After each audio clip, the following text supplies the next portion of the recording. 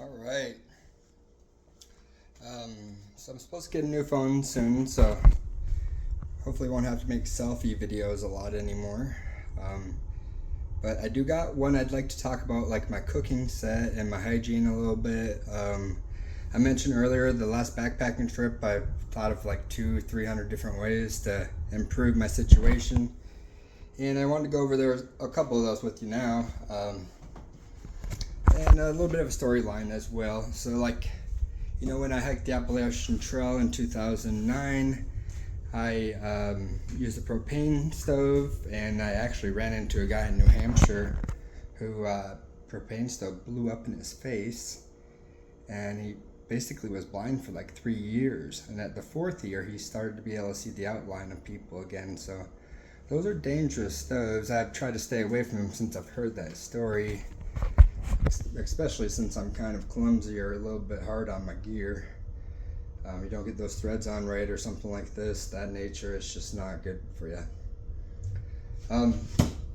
But I have also used a wood stove, and they have a wood stove now that it's like a bio stove, and you're heating up your water, boiling it, but you can also charge from the heat transfer, so you could like charge your phone while you're cooking your meal. I think that one's pretty cool.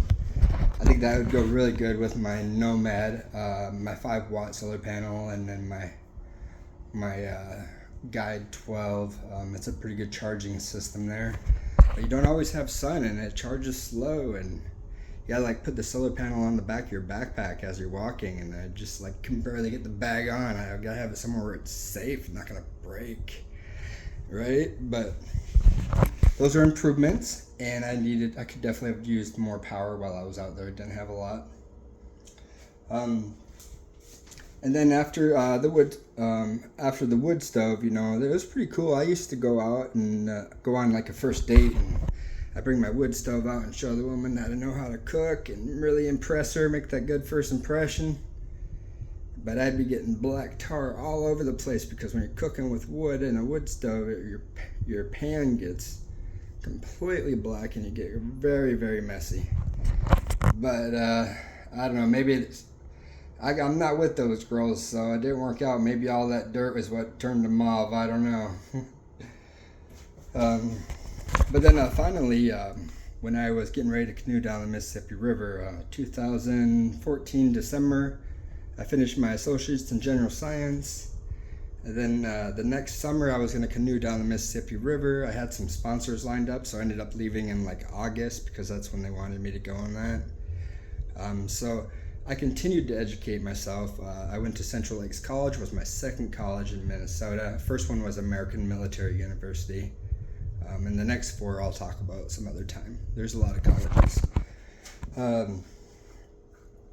But the sponsor for that canoe trip is Warrior Expeditions by Sean Gobin, a Marine veteran, very well known now. He's really become established. His nonprofit organization just blew up, and I was very grateful to be able to be a part of that. He had us going down the river that year as a first time, like me and 2 other veterans, and we wanted to see if soldiers with amputees could canoe down the river, because they can't hike the Appalachian Trail. That'd be too difficult. But was it possible and feasible for them to canoe down the river? Was part of our research, and we got to stop by a lot of VFWs and American Legions and all sorts of stuff, and I'm going to circle back to all that one day when you'll see it all come together, hopefully. That's the goal there. But he gave me an alcohol stove, and that is right here. This is an alcohol stove. You can make these with 2 pop cans. They're very light, very cheap, especially if you're just using 2 pop cans. You just flip them inside out. But that's it without the lid on it. You can see the holes. You put the fuel in. Maybe about a centimeter. That'd be enough to cook a good meal at the bottom of this. And then you have the lid here if you wanted to put it out. And then this is like a vent cover here. You can slide it off and put it on there to kind of control the flame. Well, that was all good and said. I hadn't used alcohol stove. It's denatured alcohol is what you use. And Sean also mentioned that you can use heat, which is not the red bottle, but the yellow bottle they use in cars like in Minnesota to get the moisture out of the gasoline in the tank, because if it gets too cold, your your lines could freeze up if there's too much water in it, so we would use heat. It's a liquid chemical reaction for automobiles. So it was very accessible, very easy to get, and I liked it. I thought it was pretty cool. This is the stove that they gave me. I was given this stove. This is just part of it here. But, you know, it goes in the bag kind of like this and is all stored up. But you would flip this over here, like this so. And then it had these 3 little divots on there. And right when I tried it the first time, the first one broke off. Now all of them are gone. I'm not sure what I should do to try to replace that. Should I get some hardware, some new divots, bobby pins? I don't know. What do you think? And then you put this piece on there like so. And once you get that on there, you can just take this alcohol stove, throw it right there in the middle, and it kind of holds it all together right like that. So you really didn't need the pins after all. But it still shakes a little bit, and if it's not on level ground, you can, like, the pan feels like it's going to fall over, so you have to kind of watch it, make sure it's real level. And I was thinking, like, maybe we take this alcohol stove and maybe have some kind of gasket or something around here, and then when you put it in there, it would just be like a lot more snug in place. If you look, this is probably where you light. That's where you put the vent through. If you want to put it out, get it through there. And it's got these air holes in it and stuff, so, you know, I'm probably going to have to reverse engineer this thing. I got to make all this equipment better than it was, because that's just the kind of guy I am, right? And y'all are going to do it with me. We're going to get a lot of patents and become famous. So, anyways, if y'all ever do want to write a patent, I'd be more than happy to help you write it. And I don't have any ego or anything like that to try to steal it from you. I really don't care. But there are patent chasers, and they basically just, all they were doing were getting patents. And I didn't care too much about that. I cared more about advancing science. And honestly, patents actually slow down science because nobody can use that technology. What they ended up doing was taking it from 3 years being protected to 1 year for a lot of patents. So now we could, you know, continue to progress in that. But there were patent chasers. They just change it a little bit and get another one. You get 5 or 6 of them. You're pretty well known in the engineering world. Nowadays, trying to get a patent, it's not easy. But here we get this metal cover on there like that. And sometimes I have that thing just kind of falls through down here, and it's just a pain in the butt. But then I can stick the bottom pan here, and you can see the rubber. I put some electric tape to kind of repair that on this last trip. And then here's your top. Well, the top could also double as a coffee cup, which I've used before for coffee. But I can cook all my meals just like this with some denatured alcohol. Let me see if I can find one of the bottles that I was using. Here it is. I got a Vargo bottle. It's made out of a certain plastic that won't deteriorate as it's stored in it. Like if you just put denatured alcohol in a regular bottle, you have to watch it become brittle and stuff. But these Vargo ones were made specific to hold alcohol fuel. And they're very light, very cheap, and they work pretty good. And then, of course, that little nozzle on top makes it so much easier for just spraying it into there and get the amount that you want pretty easily. All right, so that's that part. When I used the propane stove, I was sometimes overheating my food, and then I'd burn it, and you'd have all that stuff stuck to the bottom of the pan. So I'd carry a big old piece of this, big old piece of this.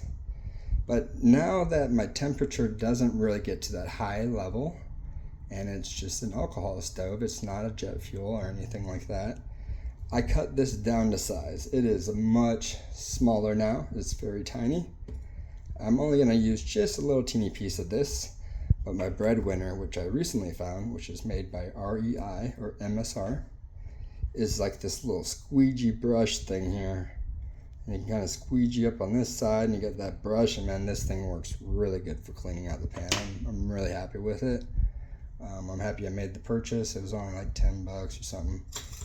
But this here titanium spoon is Titan titanium, and you never leave home without it, as well as a roll of duct tape. Haha, hee hee. I've had this since the Appalachian Trail. It came on the AT with me. It went down the Mississippi with me. I used it on my last trip, and still works like a charm. All right. Well, I picked this thing up recently. This is like a coffee thing. You put it on a cup, put the coffee grains in there, let the water drain through, and boom, you got some coffee. Slow drip. And I got this seasoning thing.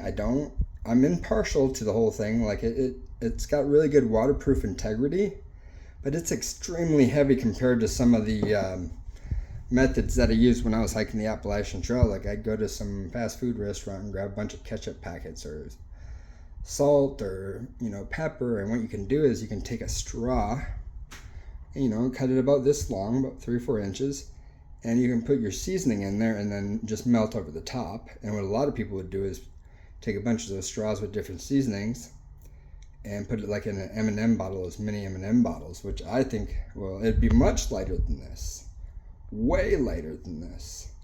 But the integrity and the ability for it to break, it's not up to snuff with this. So this one, I'm torn. I don't know what to do. The hot sauce here saved my life the other day. I'll tell you why.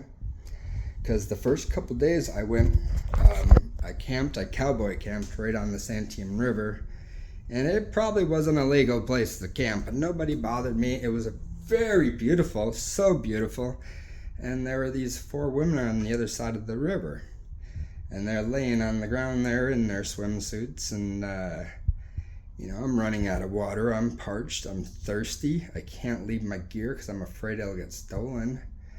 And so I want to pump water out of the river, but I'm too shy. And it was just one of those things, a humiliation thing. So I'm eating some food, and it's a dry food, and a choke on it.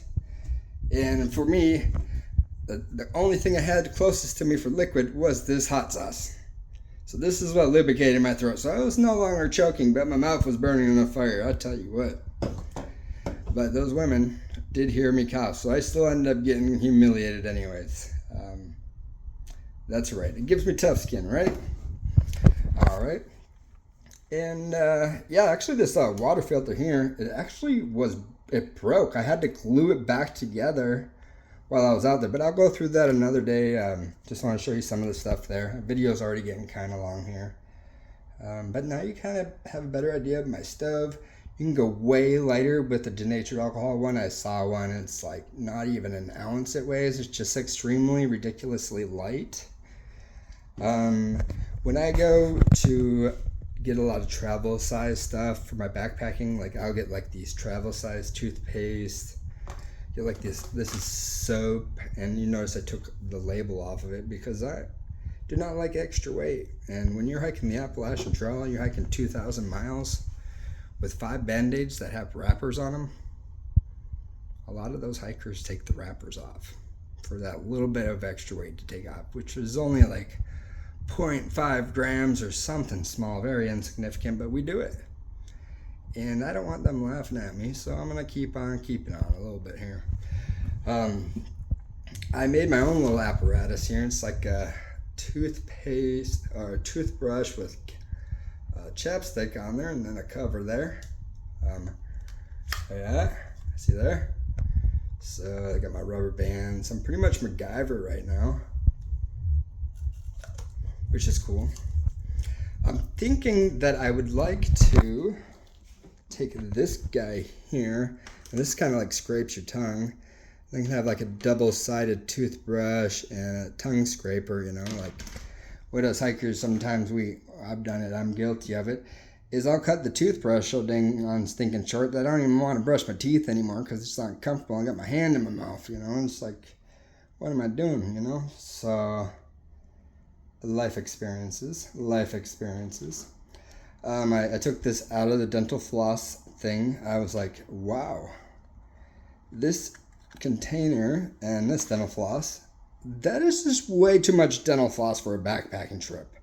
This thing has to weigh a few grams or something. I mean, we're talking band-aids earlier, just the wrappers to get 0.5 grams off. I could get this down to a third of that roll and it should still be enough. But the thing here with this dental floss is there's a lot of tricks to it. You can also use it for doing stitches. You wrap it around everything so it's always accessible, and then the women can see you're really good with your hygiene, and then they, you're pretty much in the door at that point. So I keep my dental floss. I'm not sure how much I'm going to carry of it with me, but I'll carry it. I was actually given this chapstick on my journey with the leopard print from a lady a few days ago, and I told her I liked it. I did like it. I told her that. I know I'm a dirty dog. I know. Well, the next thing I wanted to talk about here, and we're just going to cover some of the stuff. I can't do it all, right? But I don't want to bore you all to death. But this Q-tip box, if you look at the bottom there, you see that extra space down there? How many cubic inches do you think I'm wasting in my back patch? Or cubic millimeters. Let's go with cubic millimeters. I'd say it's more than a handful, probably, right? So we need to optimize space. And that paper thing in there, I'm just not sure. Things get wet, it sucks. I'm trying to use different methods for soap. I gotta show the women how much I care about my hygiene. They can't see that my hygiene bag is the size of my fist because it might alarm them.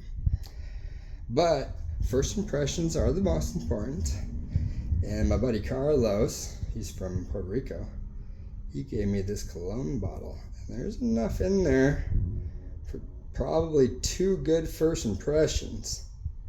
And really, I only need one if I pick it right. If I get one that I really like and she likes me, and I am Swedish, and I've heard that we are lucky with love. I haven't been lucky so far, but I have got to love, so that's nice, right? Okay, next topic. Here's my deodorant. It's extremely small. I also got this from Walmart. Took the wrapper off. It's like, I thought it was so cool. I was pretty excited. Maybe you won't get as excited as me, but I got pretty excited. And this is really cool too. It's got toothpicks and the dental floss sticks all in one container, and you can take them apart. I was like, oh, that's pretty cool. That's pretty cool. That was also at Walmart. This guy here is kind of a wasted container. I could have put this in that other one. So things I can fix, things I can get better, labels I can take off. My stove bag that I would actually store all this stove stuff in was, I maneuvered it so the rope was just long enough to get the stove in, but it was a pain in the butt. And I'm always struggling putting my stove away. And it was a thick rope that held the top of it. You pull on the string and you push down a little button there, or the little guider that holds it tight. Well, I didn't need any of that. So this is what was originally on that stove thing, this little guider. This is the guider I'm talking about here. Just a piece of plastic. I don't need that, as I say right now, but then watch when I get out there. This is the rope that was a lot thicker than the one that I'm using now. And instead of using a guider, I put in a triple bend fisherman's knot, which is a sliding knot. I didn't even need that plastic thing. I could just put a sliding knot on there and it's working fine. The rope's a little bit longer and it's thinner, it's lighter. Everything is copacetic with that. But the stove bag is old, it's worn out. It's got ready to tear in half. I gotta sew it. There's a tag in there still, a label. Gotta take that dang on stinking thing off. Because it adds up. It adds up. And then, I think that was the meat and potatoes of this here video. Oh, I had one other thing that I was like, okay, yeah, let's do that. So, I like having something like this. I don't know why. I think it works good, right? Well, what I ended up doing was I took the rope that holds it all together off, and then it just on strings in a long line like this. It's like, okay, well, I only need about half of this thing. So here's half of it. I took the leading end of it and I tied a knot in it, overhand knot, and just secured it in place. And I'm like, okay, well, this is now half the size without the rope. So it's less than half the weight altogether. And I'm like, that's a win. I'm winning. That's a win, don't you think? All right. Well, those are some of the things I'm getting better at. I like the idea that this little dental floss box can have this little piece of green thing sit right in there. That's kind of cool. I kind of want to put a little piece of this in there too, but why am I even holding this container? I don't know. I need a plastic bag that's perfectly fitted for it. Get rid of this plastic container because it's nonsense.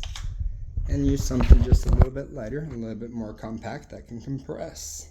So you want your center of gravity, of course. You want it close to your back, have better balance. You should have seen me with my backpack out there when I was hiking. I was getting to my first camping spot. I leaned back just a little bit and I almost fly back because my center of gravity was so far back. I barely made up the hill when I left there too. It was absolutely ridiculous. But I made it nonetheless. And let me tell you, I took pre-workout drinks. I ate a bunch of like protein bars, everything, man. I had the hiking sticks set just right. Like when I was hiking down to the campsite, I had the hiking sticks longer. When I was hiking up, I had them shorter. And I believe that's probably the key. And I also tied my boots differently as well. So I tie them like, I want the bridge to be really tight. And that's kind of how I used it for getting up. And when I was going down, I kind of had it around the ankles really, really tight for going down. And to me, in my mind, it makes sense. In my mind, it makes sense. So something other cool thing that I kind of picked up was this towel, and it goes inside this case here. And I like orange. I like this color orange a lot. But look at the towel. This is pretty small, huh? What am I supposed to dry that off with? Like my eyebrows after I get done licking them. For the girls, I could dry them off in case they don't like me, right? I'll tell you, in this vlog here, I was going to try to introduce some comedy. A little bit rusty. I did do stand-up comedy once in Damascus, Virginia. I loved it. I hope I get to do it again someday. I like it. I enjoy it. So we're going to add some jokes to this blog, and this video is going to be in there too. So maybe just allow yourself to laugh a little bit. You know, you burn 4,000 calories every time you laugh anyway, so might as well let one out. And yeah, that's pretty good. I think that's a good video for us today. Now we can put that in YouTube, I reckon. That's how this whole thing is supposed to work. And then I put it on the WordPress and share it all over the place and become known as the guy who makes silly videos. Well, anyways, I had an interesting time out there. I was out there for about 2 weeks. I struggled. I felt miserable. I felt alleviated. I felt rejuvenated. Felt magical. The experiences were chop suey with like System of the Down, but with like Green Day's song over the top of it. So I had a pretty good and bad time, but overall, happy I did it. Found so many cool rocks. They're still in the woods because I could not carry them with my backpack. It was way too heavy. Hoping nobody finds them. I have 3 big piles of rocks waiting out there for me. Want to do some really cool carpentry projects, maybe state of the art, better than Disney World, better than Orlando Universal, better than the mall in Dubai, the Burj Khalifa, world's tallest building. It's gonna be the best tiling job anybody's ever seen, and it's gonna glow through the back or something. It's gonna radiate. It's gonna be 21st century, I think. Huh? I am a finished carpenter, and I do renewable energy engineering embedded systems, and you know, a lot of people don't like renewable energy systems because of the aesthetics. So I got you covered because I am also a finished carpenter and I know a bunch of artists. So don't expect me to make it all look like sunsets and stuff like that. But I will get the materials for somebody could do that, and hopefully they do it well. I'm just kidding. I might be able to be artistic enough to get that one done, but we'll see. I got some friends and family that are willing to partake in these rock projects with me. I want to make maybe like a raffle for one of them and like a fundraising for the next part or something, and you get something out of it, you know, and it'll be priceless. It really will be priceless. I have other projects too. I have this bed frame made out of diamond willow that I've been trying to build forever with this other wood I got from Virginia. It's like looks like a snake is wrapped around it naturally, and I was gonna put like some geodes on top with an LED stringing underneath it. So really cool carpentry ideas. Well, thanks for bearing with me. Hope y'all enjoyed this a little bit, and I hope I get to meet some of y'all around the world. That would be awesome. Have some talks and share technology and outlooks, perspectives, culture. I mean, there's so many things we're going to be learning, and hopefully we do it all together.